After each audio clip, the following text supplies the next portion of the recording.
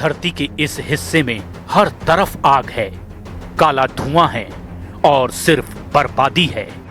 युद्ध का फैसला अब हथियार नहीं, ऑयल फील्ड की तबाही से होगा। ट्रंप ने धमकी दे दी है कि ईरान का एक भी तेल का कुआं अब सलामत नहीं रहेगा।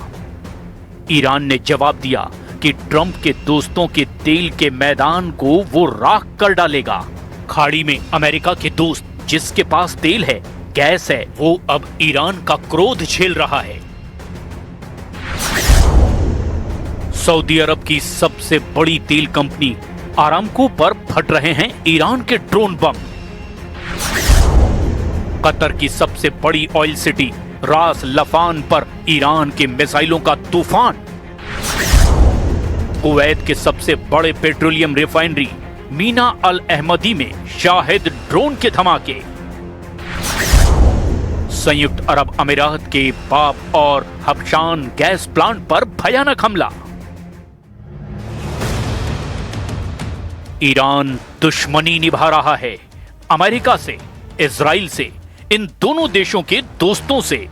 ईरान जमकर दुश्मनी निभा रहा है। ईरान ने सुपर पावर की सबसे कमजोर नस दबा दी है। ईरान ने पावर हाउस जलाने शुरू कर दिए हैं। ईरान ने धमकी दी है कि वो खाड़ी के दुश्मनों को खून के आंसू रोने पर मजबूर कर देगा, जैसे इजराइल को ईरान ने दहला रखा है।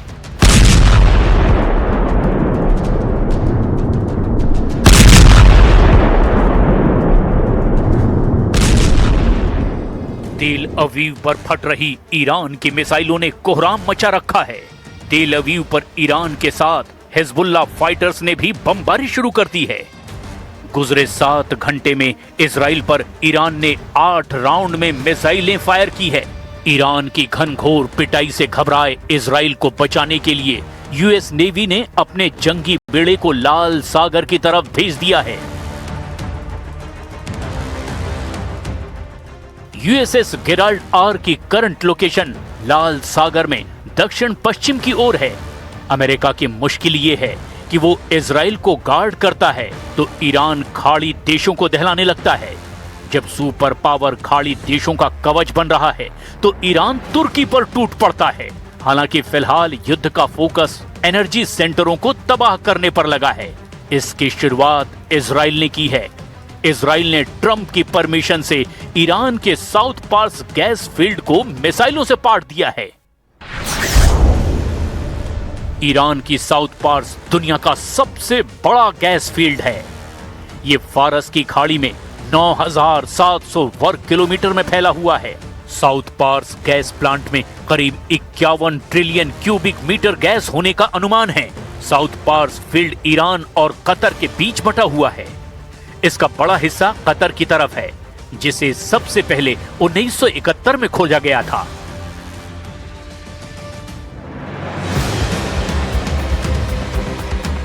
साउथ पार्स फील्ड को ईरान की लाइफलाइन कहा जाता है।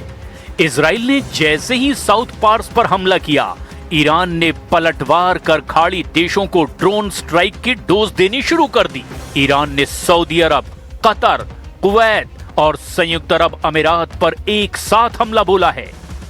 सऊदी अरब के 2 ठिकानों पर ईरान ने डबल फायर किया, जिससे भड़के प्रिंस मोहम्मद बिन सलमान ने ईरान को सख्त सजा देने की धमकी दिलवा दी है। ये धमकी मुसलमान देशों के सम्मेलन में दी गई। असल में वॉर टाइम में रियाद में इमरजेंसी मीटिंग बुलाई गई, जहां अजरबैजान, जॉर्डन, यूनाइटेड अरब अमीरात, बहरीन, पाकिस्तान, तुर्की, सीरिया, कतर, कुवैत, लेबनान और मिस्र के विदेश मंत्री ईरान के खतरे का हल तलाशने के लिए जुटे थे। लेकिन समिट के बीच ही ईरान ने खाड़ी के दुश्मनों को जोरदार हमलों से दहला दिया। इसके बाद सऊदी अरब ने करारा जवाब देने की धमकी दे दी। Will backfire. Will backfire politically. Will backfire, I believe, morally. And certainly, as we have stated quite clearly, we have reserved the right to take military actions if deemed necessary. And if the time comes, the leadership of the kingdom will take the necessary decision.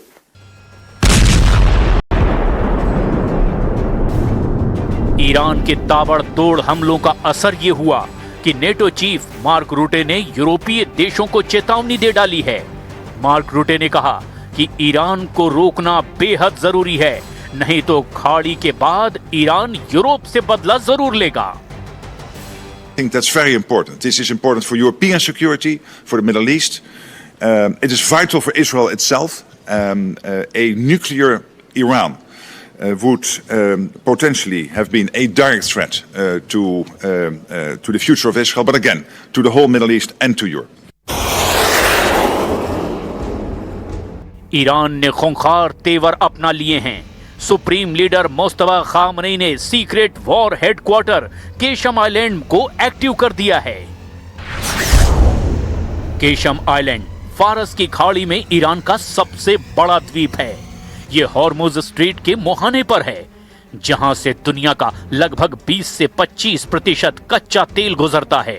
135 kilometre लंबे island में पहाड़ियों के नीचे Iran ने सुरंगें और bunker भी बनाकर रखे हैं। इन सुरंगों में सैकड़ों मिसाइलें तैनात की गई है। इन्हें मिसाइल फार्म भी कहा जाता है, जहां से ईरान लंबी और मीडियम रेंज की मिसाइलों को आसानी से लॉन्च कर रहा है। ये मिसाइलें फारस की खाड़ी में मौजूद किसी भी दुश्मन के जहाज को हिट कर रही हैं। मुस्तफा का ये अंडरग्राउंड मुख्यालय गेम चेंजर साबित हो रहा है। ईरान ने केशम आइलैंड को ट्रंप के जंगी बेड़ों की तर्ज पर बना रखा है। इस आइलैंड की पूरी फिल्म ईरान ने रिलीज कर दुश्मनों के होश उड़ा दिए हैं।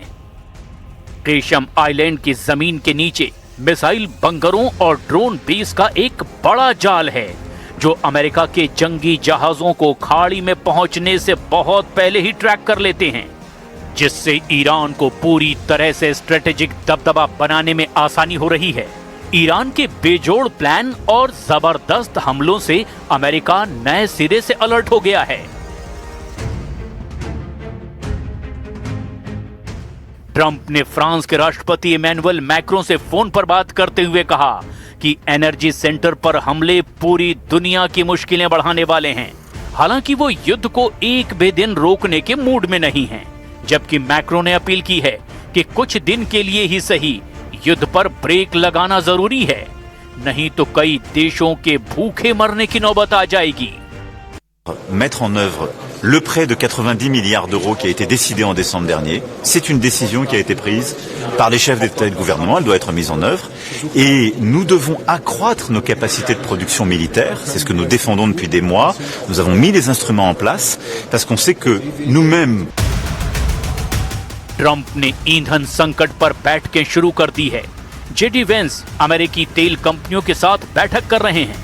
ट्रंप को माइंडसेट बदलने पर ईरान ने मजबूर कर दिया है। नेतन्याहू ने भी वॉर प्लानिंग में बदलाव के सिग्नल दिए हैं। उधर ईरान ने अब दुश्मनों से मुआवजे की डिमांड शुरू कर दी है। ईरान को मुंह मांगा हर्जाना नहीं मिला तो वो मिसाइल फोड़ेगा। मुस्तफा खामनेई ने धमकी दी कि ईरान दुश्मनों से पाई पाई का हिसाब लेकर ही रहेगा।